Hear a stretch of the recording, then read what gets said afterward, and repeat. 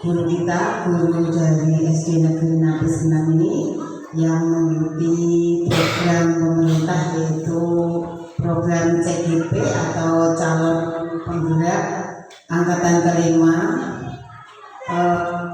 Salah satu tugas, ya banyak tugas yang harus diselesaikan.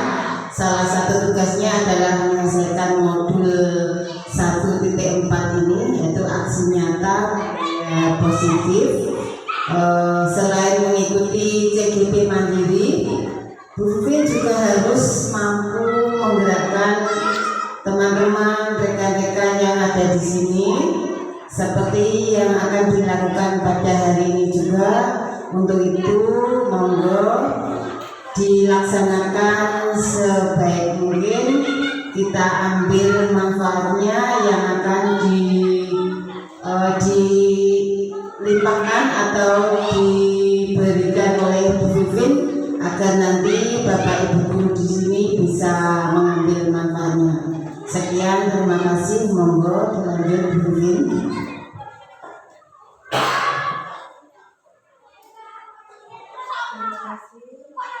Terima kasih kesempatan pada pagi ini.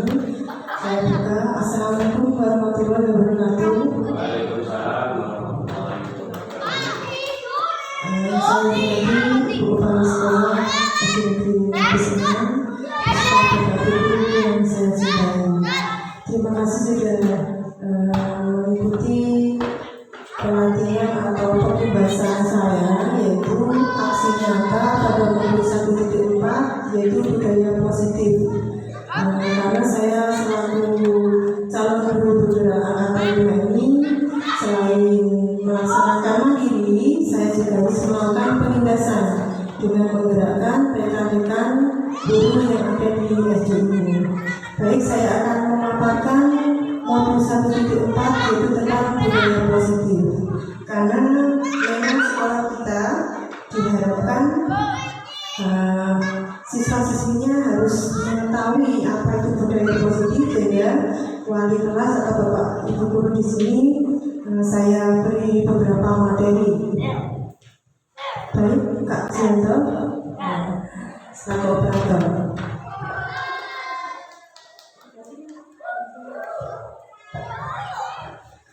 Yang saya jelaskan di sini yaitu tentang topik eksplorasi konten disiplin positif atau nilai-nilai kebajikan universal. Yang kedua, teori motivasi, hubungan dan penghargaan atau institusi.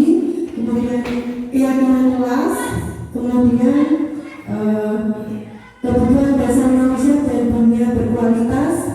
Kemudian restitusi atau 5 posisi kontrol yang harus diketahui Bapak Ibu guru. Kemudian restitusi, juga restitusi. Baik, yang pertama yaitu tentang disiplin positif atau budaya positif, ya, di mana guru itu kalau menurut filosofi Ki Hajar Dewantara itu diumpamakan seperti petani, ya, di mana petani itu akan menanam sebiji jagung. Kemudian setelah ditanam, bagaimana biji jagung itu supaya bisa tumbuh, ya, bisa menjadi tinggi, harus dirawat, harus dipupuk, harus disiram. Sama halnya kita sebagai Bapak Ibu guru, ya, siswa kita diumpamakan jagung tadi, seperti jagung tadi, sehingga kita harus bagaimana supaya siswa itu bisa menjadi pintar, cerdas, mempunyai karakter yang baik, ya. Disiplin atau budaya positif ini harus kita tanamkan kepada anak-anak kita atau peserta didik kita.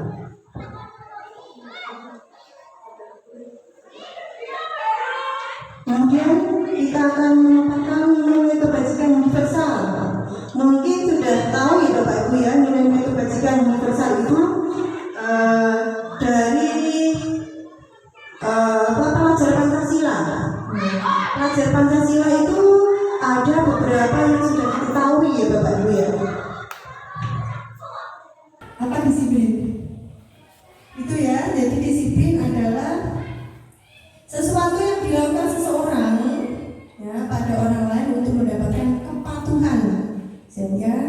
akan tergerak yang namanya disiplin.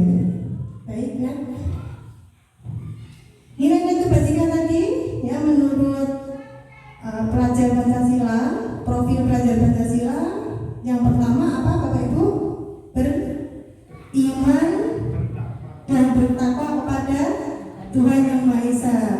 Nah, bagaimana makanya mendidik atau mengarahkan anak untuk bertakwa kepada Tuhan dengan cara berdoa, kebiasaan baca itu mandiri.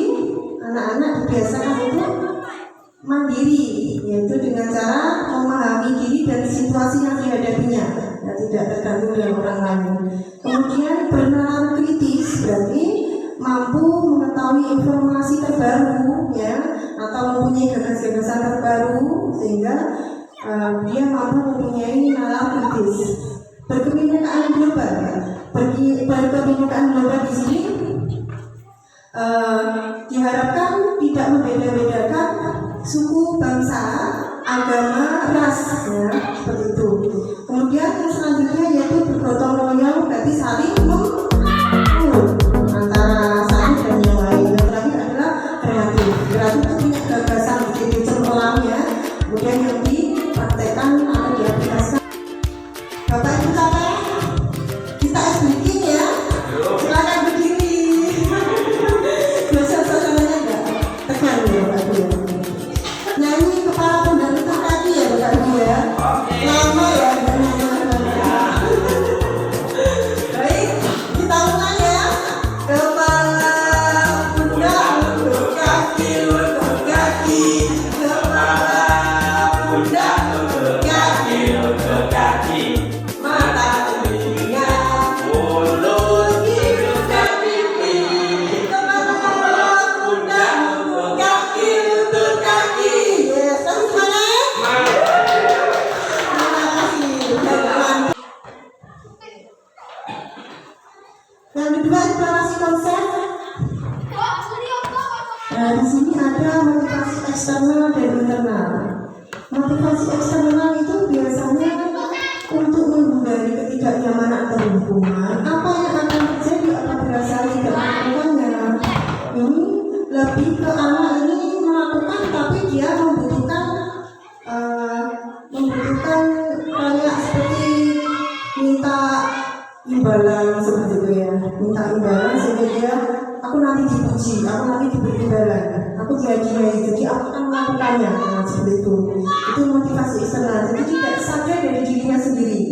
Beda lagi dengan motivasi internal atau tujuan disiplin positif, menghargai diri sendiri dengan penuh tanggung jawab dari hati anak itu sendiri, tanpa ada tekanan, tanpa dia minta imbalan seperti itu. Nah, merdeka menuju jadi mentara artinya tidak hanya terlepas dari perintah ya, jadi harus cakap, memerintahkan diri sendiri. Salah satunya tadi dari internal.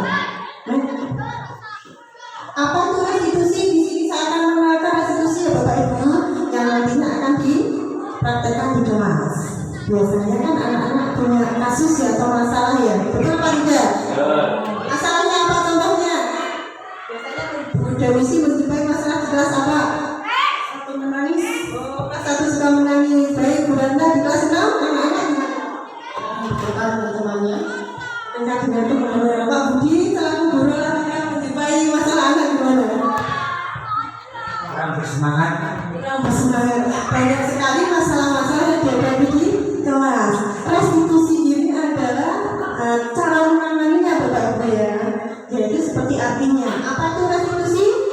Proses menciptakan kondisi bagi dinamik untuk memperbaiki kesalahan mereka hingga mereka bisa kembali ke kelompok mereka dengan karakter yang lebih kuat, tanpa ada tekanan, tanpa ada hukuman seperti itu. Nah, ciri-ciri restitusi bisa Bapak Ibu lihat di sini. Satu, bukan untuk menebus kesalahan, namun belajar dari kesalahannya. Yang kedua, memperbaiki hubungan. Yang ketiga, tawaran bukan paksaan. Kemudian menuntut untuk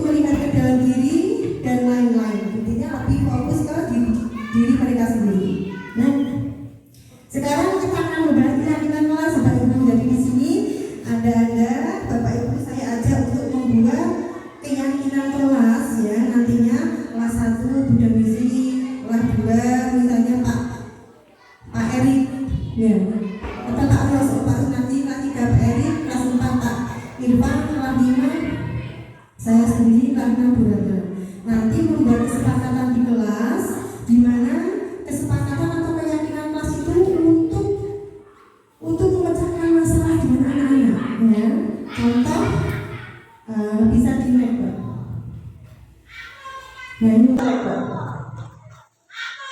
Nah ini ada keyakinan kelas, ada lingkungan positif, peraturan kelas yang positif di sini. Ya beda peraturan dan keyakinan itu ada bedanya teman-teman. Nah ini contoh keyakinan kelas, misalnya 1 kita membuat dengan anak-anak misalnya keyakinan datang ke sekolah tepat waktu. Kemudian awali pembelajaran dengan doa, belajar dengan merdeka dan bahagia, dan lain sebagainya. Nanti Bapak Ibu bisa membuat di kelas. Sekarang saya harap Bapak Ibu membuat sekarang ya keyakinan kelas. Apa yang nanti mau dibuat di kelas masing-masing bisa dituliskan di lembaran. Silahkan. Membuat keyakinan kelas yang akan disepakati dengan anaknya nanti siswa-siswinya. Monggo Pak Ros. Monggo ditulis.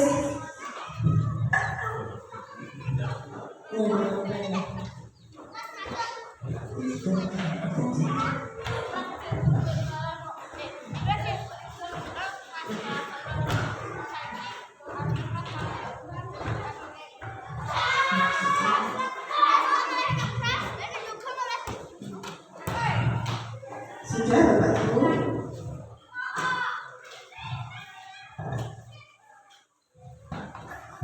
Pak Ros mungkin sudah bisa maju ke depan membacakan hasil keyakinan kelas yang dibuat nanti untuk anak didiknya. Monggo maju ke depan. Bacakan ya.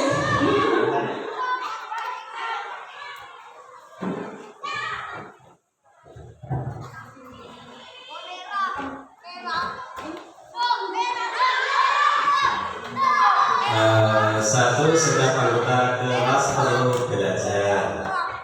2, setiap anggota kelas perlu senang.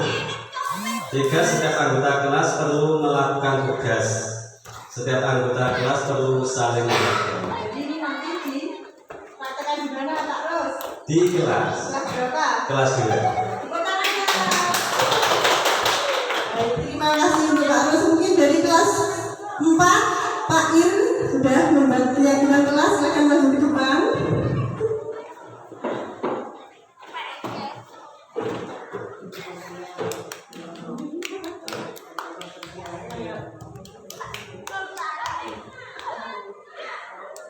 Kesepakatan di kelas 4 itu setiap anggota kelas perlu merasa aman, saling menghargai sesama teman, selalu menjaga kebersihan, kerapian, dan saling menghormati sesama teman. Terima kasih.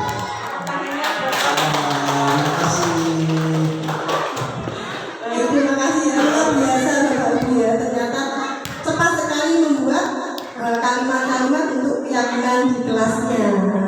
Kemudian ini nanti bisa dibuat di lembaran karton, bisa ditempel di masing-masing kelas gitu Bapak Ibu ya. Saya mohon diaplikasikan, dilaksanakan menerima materi ini.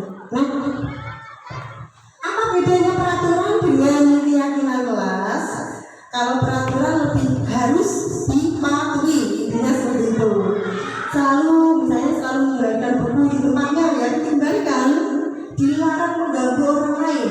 Kata-kata dilarang, harus, yaitu merupakan peraturan di sekolah yang harus dipatuhi. Sedangkan keyakinan adalah suatu kesepakatan dengan siswa kita, di mana ada tanggung jawab menghargai orang lain, menghormati orang lain, berkomitmen, menjaga gimana kelas itu kita akan pegang budaya positifnya di dalamnya, seperti itu.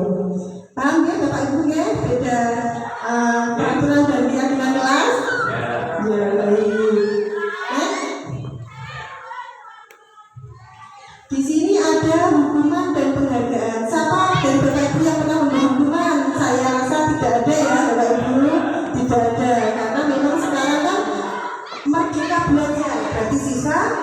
tidak boleh mendapatkan hukuman dari bapak ibu guru ya.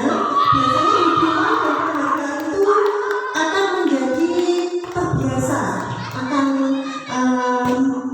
pengaruh jangka panjang, karena siswa nanti kalau mendapatkan hukuman itu biasanya ada rasa takut ya, apalagi Pak Ros psikologinya mungkin merasa tekan,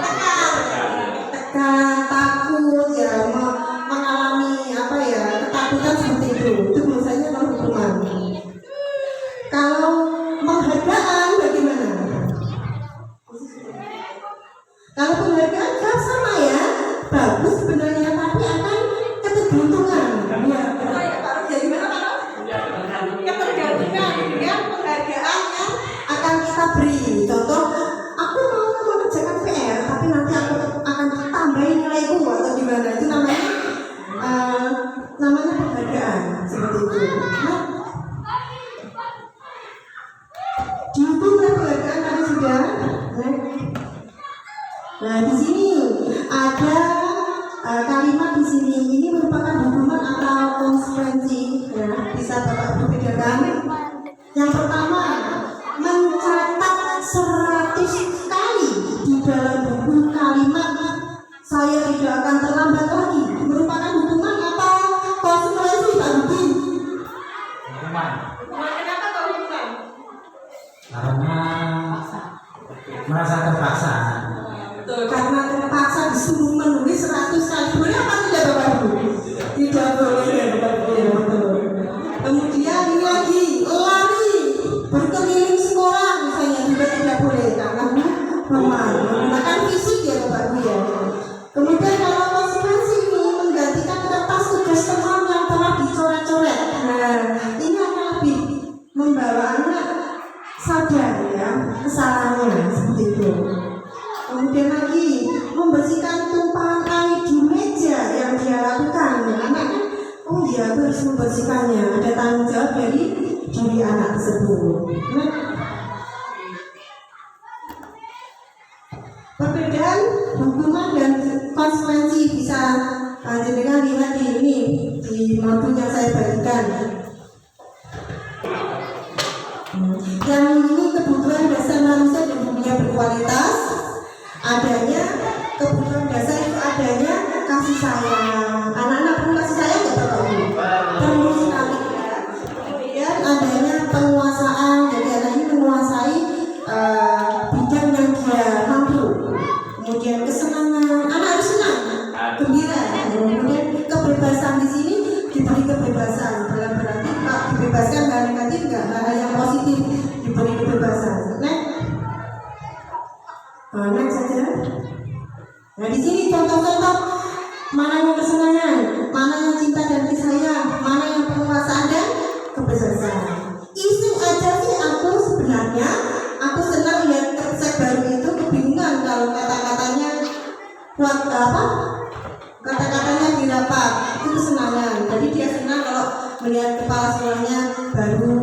Kemudian cinta kasih sayang ini, kemudian penguasaan bisa dilihat di modul ini ya Bapak Ibu. Yang ini 5 posisi kontrol yang harus dipilih Bapak Ibu guru. Posisi kontrol ada yang pertama hukuman, yang kedua membuat orang merasa bersalah, yang ketiga teman, yang keempat pemantau, yang kelima manajer. Mana yang perlu dipakai oleh Bapak Ibu guru di kelas sebagai guru?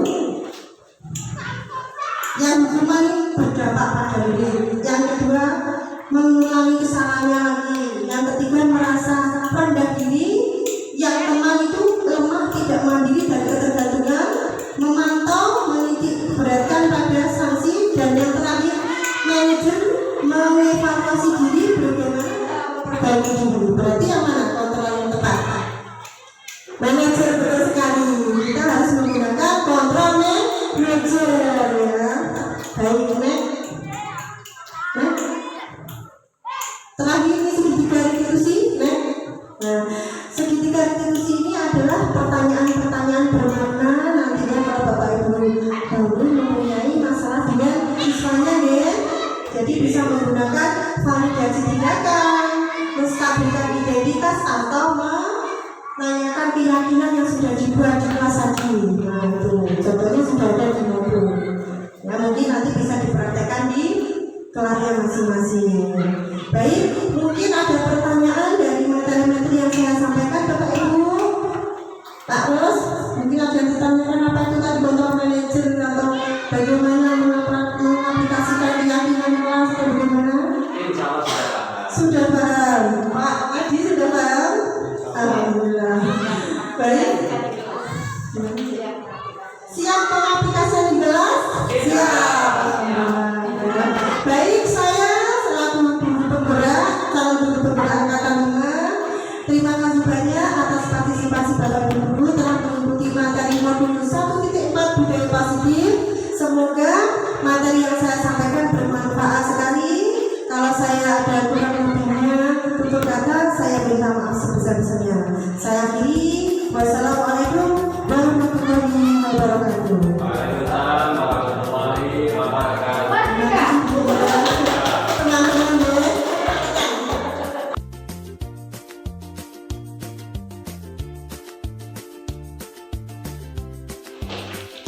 Anak-anak, segera kita membuat kesepakatan keyakinan di kelas 4. Ayo, kita apa saja?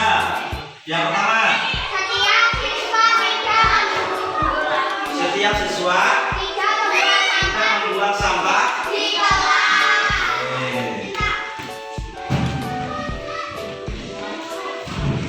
Setiap siswa tidak membuang sampah di kelas. Sekarang yang kedua, apa kira-kira kesepakatan kita untuk di kelas 4?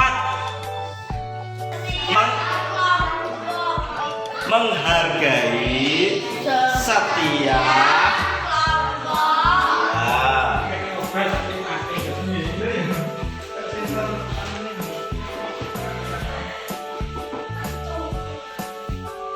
keyakinan kelas yang ketiga sekarang apa?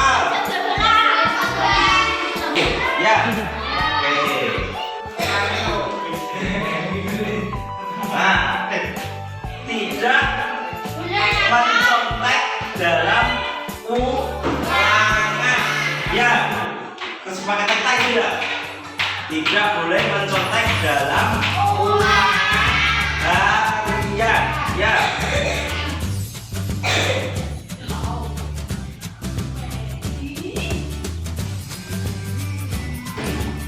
Nah, terakhir yang kelima, bisa kakek.